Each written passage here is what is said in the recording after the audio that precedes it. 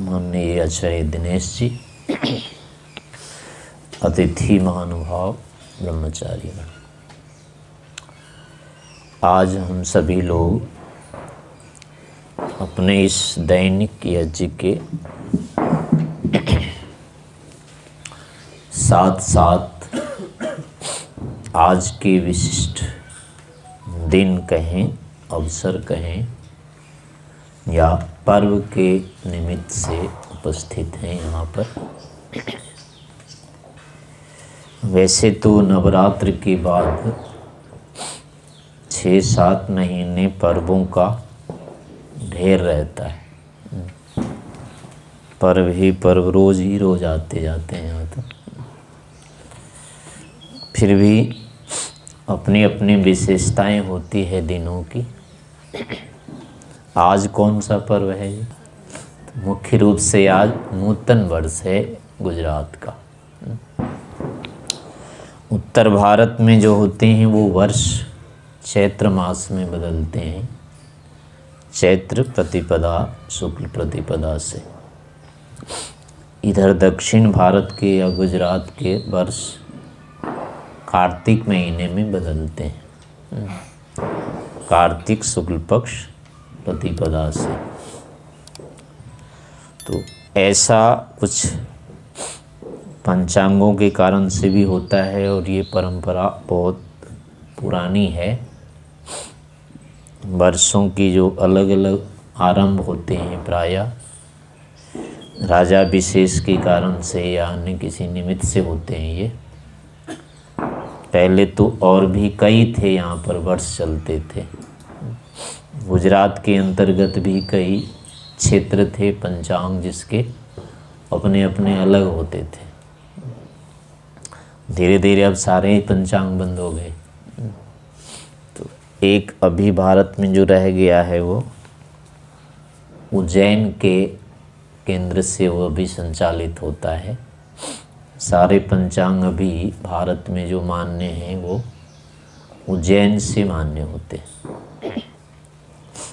वैसे अगर ज्योतिष का बढ़ेगा पठन पाठन शायद फिर ऐसा ही हो जाएगा। इसमें कारण ये होता है कि जो मुहूर्त होता है यानी जो लग्न होता है वो लग्न सूर्योदय का माना जाता है। सूर्योदय जहाँ जिस काल में होगा उसी समय से उसका लग्न अन्य व्यवहारों में प्रचलित रहता है। तो 1 घंटा पहले अब सूर्योदय तो बंगाल में यहाँ होता है, बंगाल से पश्चिम बंगाल से गुजरात में घंटे भर का अंतर हो जाता है। 1 घंटे में तो इनका लग्न बहुत अंतर हो जाएगा। और शादी विवाह संस्कार आदि जो होते हैं ये प्रायः लग्नों के अनुसार से होते हैं इनके। आजकल जो जन्मपत्रियाँ बनाई जाती है वो सारे इन्हीं लग्नों के आधार पर ही बनाए जाते हैं। तो अब 1 घंटे का अंतर तो सहन नहीं हो पाएगा इतना। इस कारण से क्या होता है फिर व्यक्ति वो जो चलाने वाले होते हैं या पंचांग वाले ये मुहूर्त आदि जो कराने वाले होते हैं उनको अभीष्ट काल की अपेक्षा होती है। यानी वर्तमान में कौन सा काल चल रहा है लग्न वाला उसकी अपेक्षा होती है। तो इस कारण से क्या होता है फिर कई सारे पंचांग भी बन जाते हैं, अलग अलग स्थानीय पंचांग बन जाते हैं। 4-5 पंचांग पहले गुजरात में भी चलते थे, अब नहीं चलता है। ऐसे भारत में जैसे उज्जैन का है, उधर काशी का पंचांग चलता है। उत्तर भारत में अल्मोड़ा का पंचांग होता है। पंजाब के भी ऐसे 2-3 कई क्षेत्र में अलग अलग, जम्मू कश्मीर के अलग पंचांग होते हैं। तो ऐसे बहुत सारे चलते थे पहले और इसी कारण से वर्षों में भी फिर अंतर हो जाता है। अपने पंचांग के अनुसार अगर वो चलाएंगे तो उनका वर्ष अलग अलग हो जाएगा फिर। तो ऐसे ही कम से कम 2 तो चलते ही थे। उत्तर भारत के दक्षिण के अभी भी चलते हैं। उत्तर भारत में जो वर्ष होता है वो चैत्र से ही आरंभ होता है। यद्यपि राष्ट्रीय रूप में वही स्वीकार है, लेकिन दक्षिण भारत के आज भी जो होते हैं मास, वो कृष्ण पक्ष में पूरे हो जाते हैं, यानी कि अमावस्या को पूरे होते हैं यहाँ के मास, और उत्तर के जो मास होते हैं वो पूर्णिमा को पूरे होते हैं। तो इन भेदों के कारण से फिर ऐसे कई चीज़ें अलग अलग स्थानीय हो जाते हैं। यद्यपि जो गणित होता है या ज्योतिष का जो सिद्धांत होता है उसमें एक केंद्रीय व्यवस्था भी रहती है, एक मानक समय, जैसे वर्तमान में भी चलता है मानक समय। अपने अपने एक एक देश के अलग अलग घड़ी समय होते हैं, लेकिन विश्व स्तर पर फिर एक मानक समय होता है, उसके अनुसार से भी चलना होता है। और अभी वर्तमान काल में जो समय का केंद्र है पूरे संसार में, पहले उज्जैन था, अपने देश में होता था, आजकल जो है वो केंद्र ग्रीनिच में है, लंदन में। यहाँ से वो केंद्र उठा करके अंग्रेज़ों ने ले गए यहाँ से। तो हमारी ज्योतिष के प्रति अनास्था के कारण से, प्रमाद के कारण से, या जो भी कहिए, इस क्षेत्र में ध्यान नहीं देने के कारण से ये समय का भी जो था वो छिन गया। अभी पूरा संसार वहीं के अनुसार सारी घड़ियां जो ठीक की जाती है ना, ये जो 12 बजते हैं ये किस समय, तो ये 12 वहीं का बजता है। ग्रीनिच में जो समय होगा वही समय पूरे संसार की घड़ियों में किया जाता है।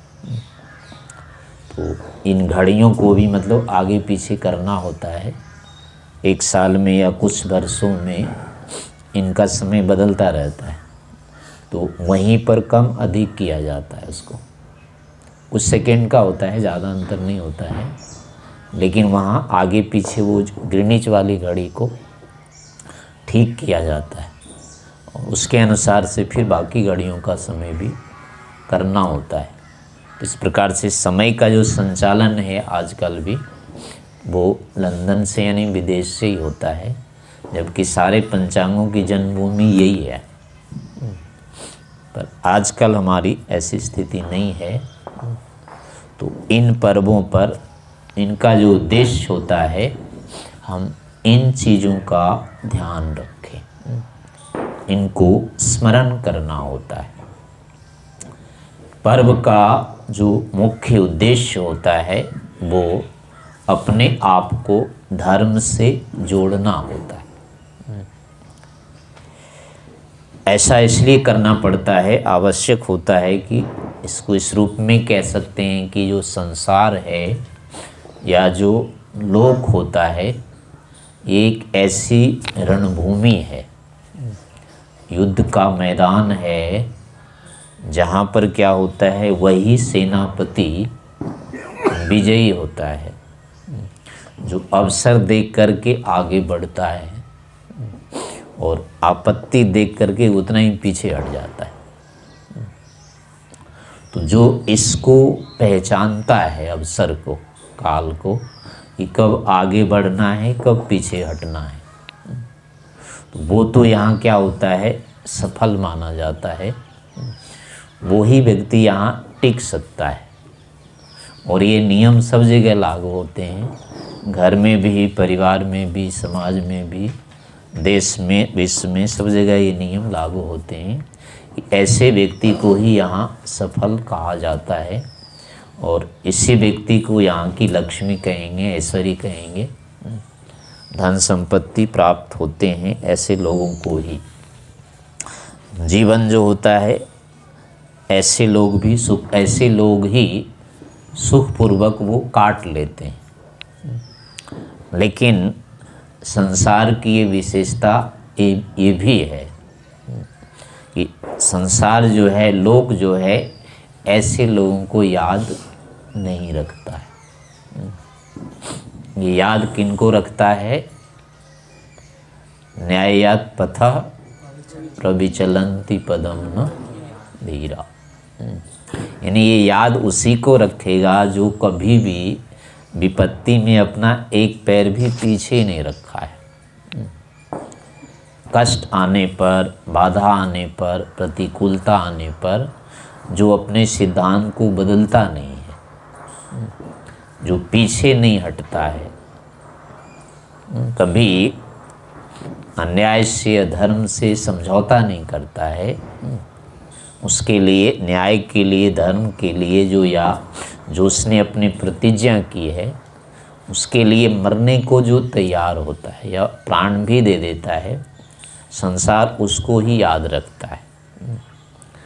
इतिहास उनको याद नहीं रखता है जिन्होंने अवसर का उपयोग किया है। इतिहास उनको याद रखता है जिन्होंने न्याय को मरने नहीं दिया है, आदर्श को, त्याग को, बलिदान को जिन्होंने जीवित रखा है, इतिहास उसको ही याद करता है। उदाहरण के लिए जैसे देखिए अपने ही देश में कितने सारे ऐसे बलिदानी हुए हैं, वीर बलिदानी, याद उनको किया जाता है। लेकिन कई सारे ऐसे हुए जिन्होंने राजाओं से मिलकर के कितने ऐश्वर्य प्राप्त कर लिए, धन संपत्ति प्राप्त की, कितने वर्षों तक आराम से जिया है उन्होंने, सारी सुविधाएं प्राप्त की। तो ऐसे कितने सारे लोग हुए हैं, लेकिन उनको कोई अच्छा नहीं मानता है। मान सिंह और राणा प्रताप में किसको अच्छा माना जाता है?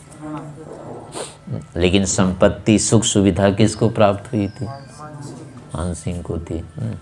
सांसारिक सुख ऐश्वर्य जो था उस व्यक्ति को प्राप्त हुआ था, लेकिन याद किसको करते हैं? जो जंगलों में भटक रहा था, जो भूखे प्यासे दिन भर मारा फिर रहा था, लोग उसको याद करते हैं। इतिहास उसको कहता है ये था। तो ऐसा ही यहाँ संसार में होता है और सब जगह होता है, घर में, परिवार में, समाज में, संस्था में, सब जगह यही होगा। जो वर्तमान की सफलता होती है वो अवसर के अनुसार कार्य करने से, यानी कि अनुकूलता होने पर उसको बढ़ा देना, आगे बढ़ जाना, प्रतिकूलता होने पर पीछे हो जाना, हट जाना वहाँ से। तो ऐसे में यहाँ सफलता दिखाई देती है, लेकिन ये नियम लोक का होता है। लौकिक सुख की दृष्टि से ऐसा करना उचित कहा जा सकता है, लेकिन ये धर्म नहीं होता है। लोक में ये नियम चल सकता है, लेकिन ये नियम ईश्वर के क्षेत्र में नहीं चलता है, अथवा ये वहीं चलता है जहाँ ईश्वर का संबंध नहीं है। ईश्वर जहाँ आधार होता है, ईश्वर का जो क्षेत्र होता है, उसमें धर्म ही चलता है, अवसर नहीं वहाँ चलता है। तो इस कारण से सब जगह ऐसा ही करने का प्रयास करना चाहिए। जो पर्व होते हैं ये हमको धर्म से बांधते हैं, जोड़ के रखते हैं, क्योंकि शेष दिनों में हम अपना पूरा समय घर के कार्यों में, बाहर के कार्य जो भी होते हैं, इन्हीं कार्यों में लगाते रहते हैं। दिन रात हमारा संपर्क इन लौकिक वस्तुओं से, व्यक्तियों से ही होता है। तो इस कारण से हमारी जो प्रवृत्ति होती है, हमारे जो संस्कार होते हैं, ये सारे के सारे इसी कारण से क्या होते हैं? ये वृत्ति परक ही होते हैं, लोक परक, साधन परक ही होते जाते हैं। तो अगर पर्व नहीं मनाएंगे तो केवल क्या होगा? उसका ही एक प्रवाह बना रहेगा, उसमें कोई विच्छेद नहीं आएगा, और सारी प्रवृत्तियां जो होंगी, सारे संस्कार जो होंगे, वो उसके अनुकूल ही हो जाएंगे, लोक परक ही हो जाएंगे। तो लोक में जो काम हम सारे करते हैं, जिसमें हमको अधिक से अधिक सुख कैसे हो सकता है, उसी निमित्त से सारे काम वहाँ किए जाते हैं। तो हमारी प्रवृत्ति अगर लोक परक ही रहेगा, दिन रात हम उसी में उलझे हुए रहेंगे, लगे हुए रहेंगे, तो क्या होगा कि हम अपने आप को कभी नहीं जान पाएंगे। उससे हमारी जो दृष्टि होगी अलग नहीं हो पाएगी। जीवन के लिए यानी आत्मा के विषय में, परमात्मा के विषय में जानना जो कि आवश्यक होता है, मानव जीवन इसके लिए मिला है। तो अगर हम दिन रात इन्हीं लौकिक कार्यों में ही लगे रहेंगे तो इसके लिए निश्चय से समय नहीं मिलता है। तो परवादी जो होते हैं हमको एक प्रकार से बलपूर्वक यानी उन प्रवृत्तियों से रोक करके हमको फिर इस क्षेत्र में, आध्यात्मिक क्षेत्र में लाते हैं। ये हमारी दिशा को ये मोड़ते हैं। तो इस कारण से केवल दिन रात अपने लौकिक कार्यों को ही नहीं करते रहना चाहिए, अपितु परवादी को भी अच्छी प्रकार से मनाना चाहिए। और इनमें यही होता है कि मुख्य रूप से ईश्वर की पूजा करनी होती है, आध्यात्मिकता को विचार करना चाहिए, ईश्वर के विषय में विचार करना चाहिए, जीवन के विषय में, आत्मा परमात्मा आदि जो होता है इनके विषय में पढ़ना चाहिए, जप करना चाहिए, ध्यान करना चाहिए, इन पर चिंतन मनन करना चाहिए, अथवा कहेंगे मोटे शब्दों में सत्संग करना चाहिए। अपने से नहीं होता है तो दूसरे विद्वानों के समीप जा कर के उनसे आध्यात्मिक चर्चा करनी चाहिए। तो इन कार्यों से क्या होता है, पर्व की सफलता होती है। पर्व का सीधा सीधा उद्देश्य होता है हम लोक से कट करके अध्यात्म से जुड़ें, आत्मा से जुड़ें, परमात्मा से जुड़ें। वैसे हम आर्यों के लिए नियमित निश्चित होता है कि सुबह शाम ईश्वर का ध्यान करना ही चाहिए। जब चिंतन करने का यहाँ अनिवार्य रूप से होता है तो किसी न किसी रूप से सुबह शाम ईश्वर को याद करना ही चाहिए। लेकिन फिर भी एक विशेष अवसर भी निकालना चाहिए जो इन बातों से हमारी के लौकिक प्रवृत्तियाँ कुछ अलग होके आध्यात्मिक बने। तो पर्व का मुख्य रूप से यही उद्देश्य होता है। ऐसे ही घर में, परिवार में, जहाँ भी हम रहते हैं तो इसमें पर्व का एक उद्देश्य ये भी होता है कि आपस में जो विघटन प्राय होता रहता है, जब लौकिक कार्यों में लगे रहेंगे, लौकिक उद्देश्य रहेगा तो सुख जो होता है वो हमारा प्रधान हो जाता है। हम अपने सुख के निमित्त से अधिकतम कार्यों को करने लग जाते हैं। तो इसमें संगठन में बाधा आती है, घर में भी, परिवार में भी इसी कारण से बाधा उत्पन्न हो जाती है जब व्यक्ति अपने सुख को प्रधानता दे देता है। परिवार के जो सदस्य हैं उनकी अवहेलना करने लगता है, उपेक्षा करने लग जाता है। तो ऐसे में क्या होता है, फिर उसमें राग द्वेष अधिक बढ़ने लग जाते हैं।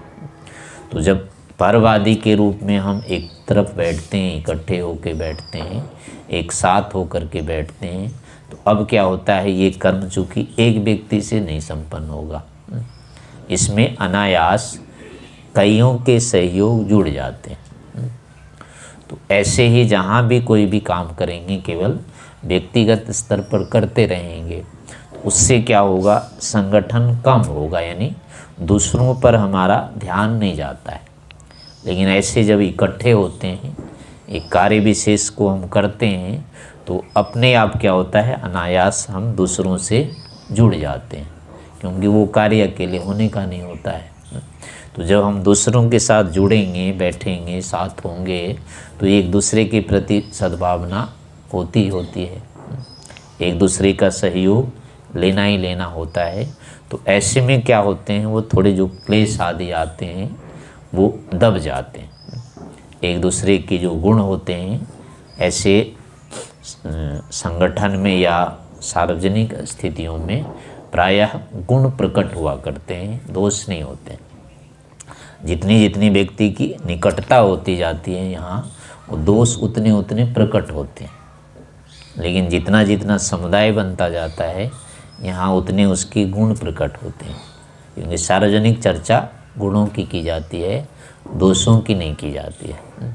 वैसे भी आप देखेंगे 5 व्यक्ति 3 व्यक्ति अगर इकट्ठे हो गए तो किसी के यानी निंदा कम करेंगे, लेकिन 2 व्यक्ति अगर केवल कर रहे हैं, बात कर रहे हैं, तो अधिकतम क्या होगा, वो निंदा का ही विषय होगा। किसी की वैसी समीक्षा कर रहे होंगे, गुणों की नहीं कर पाएंगे। तो ऐसा भी हमारे साथ होता है।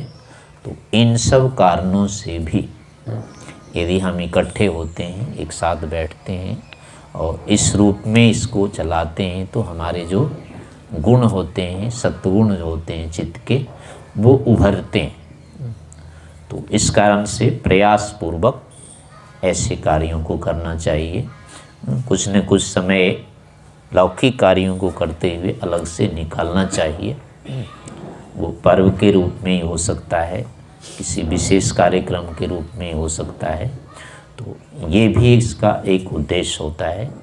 और मुख्य उद्देश्य जैसे है कि वर्ष का है ये, तो अब ये हमने 1 वर्ष अपने जीवन में देखा, 2 वर्ष देखा, 3 वर्ष देखा, तो अब ये हमको देखने का जो मिल रहा है आगे आगे, ये किस कारण से मिल रहा है।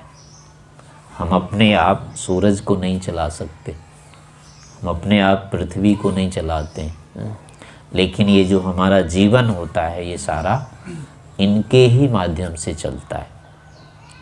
तो ये सारे के सारे जो व्यवस्था है, जो कृतियाँ हैं, ये जो देन है, ये सब ईश्वर के हैं। बिना ईश्वर के ये नहीं हो सकते हैं। तो अगला वर्ष जो हमारा आता है हमारे सामने, वो एक प्रकार से हमको वो ईश्वर की कृपा है। इतने दिन हमको आगे देखने को मिल रहे हैं, वो ईश्वर की कृपा से है। तो नया वर्ष भी अगर हम मनाते हैं तो इसमें हम ईश्वर से जुड़ने का प्रयास करें, ईश्वर से प्रार्थना करें कि फिर हमें अगले वर्ष भी इसी प्रकार से देखने को मिले। तो आगे से आगे हमारा जीवन जैसे जैसे आगे बढ़ता जाता है, वैसे वैसे हम ईश्वर के ऋणी भी होते जाते हैं, वैसे वैसे ईश्वर के प्रति कृतज्ञता भी व्यक्त करते रहना चाहिए। जो भी आगे का हमारा समय आएगा, जितनी अनुकूलता आएगी, निश्चय से ईश्वर की कृपा के कारण से आएंगे। तो इस रूप में इस पर्व को मनाना चाहिए।